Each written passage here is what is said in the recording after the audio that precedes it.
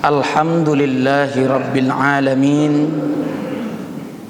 Thumma salatu wassalamu ala sayyidina Muhammadin wa ala alihi wa ashabihi ajma'in. Ashhadu an la ilaha illallah wahdahu la syarika lah, wa ashhadu anna Muhammadan abduhu wa rasuluh. Allahumma salli ala sayyidina Muhammad wa ala ali sayyidina Muhammad, amma ba'du. Faya ayyuhal muslimun, usikum wa iyaya bitaqwallah, faqad fazal muttaqun. Qala Allah ta'ala fil Qur'anil Karim, a'udzu billahi minasy syaithanir rajim, bismillahirrahmanirrahim. Wa tilkal amthalu nadribuha linnas wa ma ya'qiluha illal alimun. Sadaqallahul azim.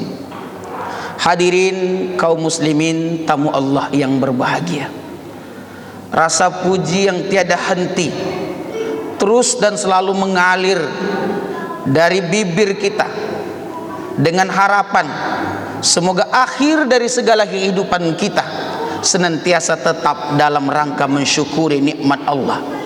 Karena kita yakin betul, kalau kita kembali kepada Allah dalam keadaan bersyukur atas segala nikmatnya, maka Allah juga akan menyambut kita dengan nikmatnya yang terbesar, yaitu ridhonya dan surganya.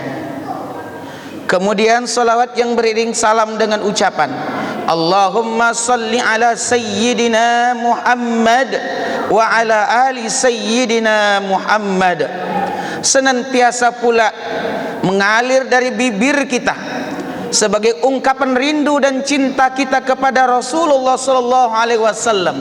Dan kita juga yakin banyaknya kita berselawat ketika hidup ini, kita juga berharap bahwa kita akan disambut dengan penuh senyuman oleh Rasulullah sallallahu alaihi wasallam di pintu surga nantinya.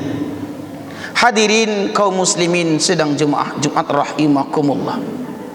Ujian hidup yang semakin berat selalu membuat kita bimbang untuk memilih kehidupan ini. Godaan yang semakin berat juga selalu datang bertubi-tubi. Ada yang namanya dunia, ada yang namanya makhluk, adanya yang namanya iblis, ada juga godaan dalam bentuk nafsu syahwat kita. Sementara iman kita kadang naik, kadang turun. Iblis pun tak pernah henti menggoyahkan keimanan kita. Maka di saat itu yang paling berat kita serasikan adalah antara akal dan hati kita. Iblis akan bisa masuk ketika hati dan akal kita tak sejalan dan serasi, tak seimbang. Kadang pikiran kita mengatakan baik, tapi belum tentu hati kita bisa menerima. Sebaliknya kadang hati kita mengatakan iya, tapi kadang-kadang juga pikiran kita berkata lain. Maka ketidakserasian dan keselarasan antara akal dan hati ini, maka dari sanalah iblis laknatullah selalu memasukkan virus-virus keraguan dalam hati kita. Hadirin kaum muslimin sedang jemaah Jumat rahimakumullah. Ibadah pun begitu. Kalau pikiran kita kemana-mana, hati pun entah kemana-mana, maka khusyuk akan hilang, ibadah kita pun tidak akan menjadi sempurna. Maka sempurnanya sebuah ibadah, sempurnanya sebuah amalan bukan hanya dengan fisik saja, tapi juga disertai dengan kehadiran hati dan pikiran kita pada saat kita beribadah itu. Maka untuk menjawab itu semua, Allah Subhanahu wa taala jawab dalam surah Al-Ankabut ayat 43 sampai 45. Allah Subhanahu wa taala katakan, Bismillahirrahmanirrahim, utlu ma uhiya ilaika minal kitab, untuk menselaraskan akal dan hati kita agar mereka mengatakan iya di akal juga iya di hati, tidak di akal tidak juga di hati. Maka yang paling penting pertama adalah utlu, baca banyak-banyak apa yang sudah diwahyukan oleh Allah Subhanahu wa taala, dialah Al-Qur'an. Mungkin Al-Quran yang tersurat, yang senantiasa bisa tertulis dan bisa kita baca, karena di dalamnya memuat ilmu pengetahuan, berita pertakut, berita gembira dan lain sebagainya, agar hati kita, pikiran kita senantiasa tunduk dan taat kepada Allah, yakin akan segala pengaruh hidup kita ada campur tangan Allah di sana. Tapi juga Allah katakan khalaqas samawati wal arda bil haqq. Kita tak cukup hanya membaca Al-Quran yang tertulis saja, tapi juga baca ayat-ayat Allah yang tersirat, ayat Allah yang membentang mulai dari lautan sampai pegunungan. Mengapa matahari diedarkan, bulan, gunung ditinggikan oleh Allah Subhanahu wa taala, air yang mengalir?